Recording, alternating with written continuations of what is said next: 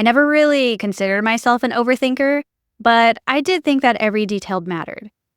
And then I realized that it was keeping me from doing the things that I wanted to do, and that it was really just fear in disguise. And here's what happened when I faced that fear. Let me tell you a little story. Right from school. Do you remember being in school and you had a big important test? Well, I remember being an undergrad. That was the case, right? Every quarter, at the end of the quarter, we would have finals. And I found myself in this one class. Goodness, I can even remember the smell of the test booklet. And it was different than all of the others. The way they wanted the answers was a little bit more in depth. But I found myself second guessing. Instead of the confidence in that multiple choice and the clarity in writing down these long descriptive answers, I was questioning, what if this isn't the right one? What if I mess up? I kept changing answers and found myself not present. When we're not present, when we're asking what if or how is this going to go, we're either in the past concerned with, should I have done this? Should I have studied more? How should I have prepared more for this moment? Or in the future, oh goodness, how is this test going to affect my grade? Am I going to learn all of this? How's that going to impact my future? But on reflection of this moment, I realize that all we can really do is the best with what we have at that time.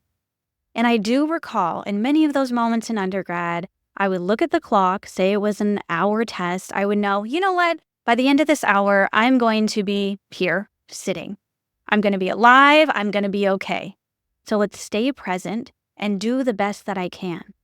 So when overthinking takes you to the past or to the future, just keep in mind that what you are doing is the best you can for this moment. And this moment kind of repeated itself more than 10 years later when I was applying to be a speaker on a TEDx stage. This was something that was really important to me because I saw it as an opportunity for me to be of service on a platform that could really make a difference for people. I was speaking about a topic that was important to me, and while I was applying, I again questioned myself. Well, what if I didn't make it, right? What if this wasn't quite good enough or wasn't what they were looking for? But I told myself that I wanted to do this. And part of overthinking can keep you from being true to your promises to yourself. It can keep you from following through on your dreams and your wishes.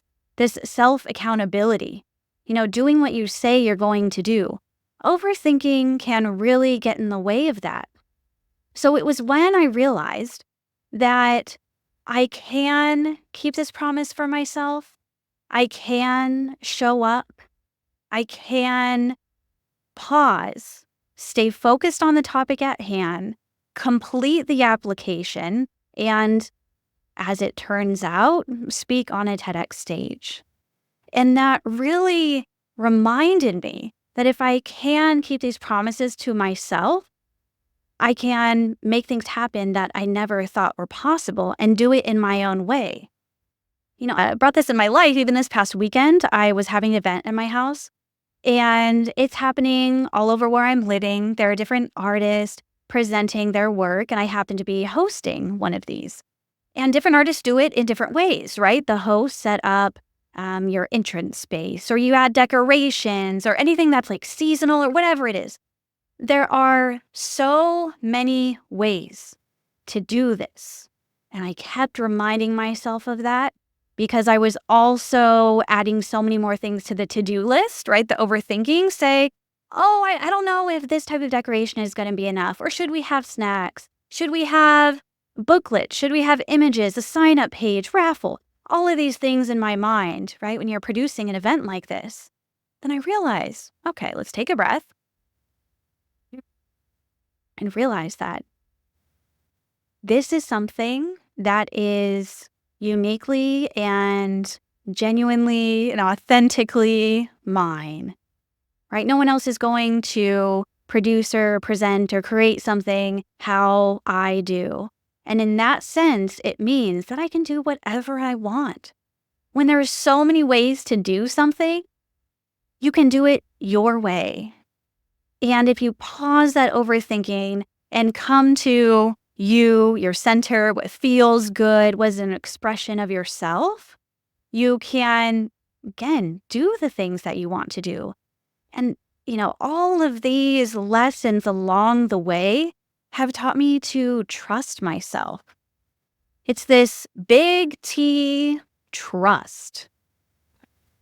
Trusting that I'm doing the best with what I can in the moment.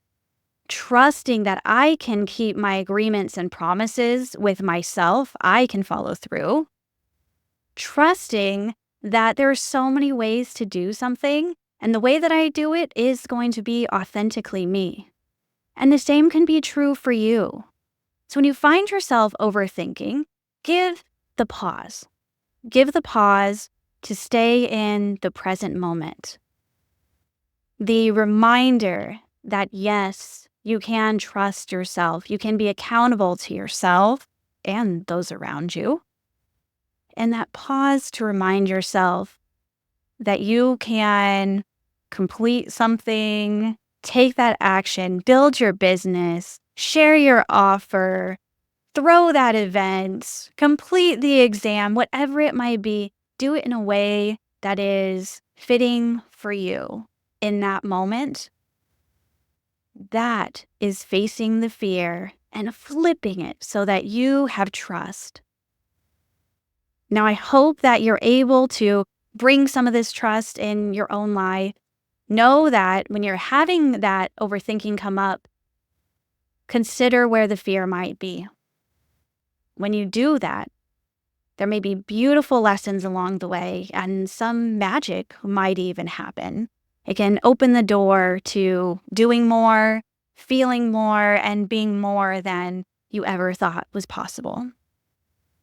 I'd love to hear your stories of trust, where you are in your overthinking journey. Feel free to share or message me. Check out the other videos that I've shared. And if you are ready to work together on things like this, by way of nervous system regulation, self-reflection, tuning into the senses, feel free to check out my info below and how we can work together. Take care.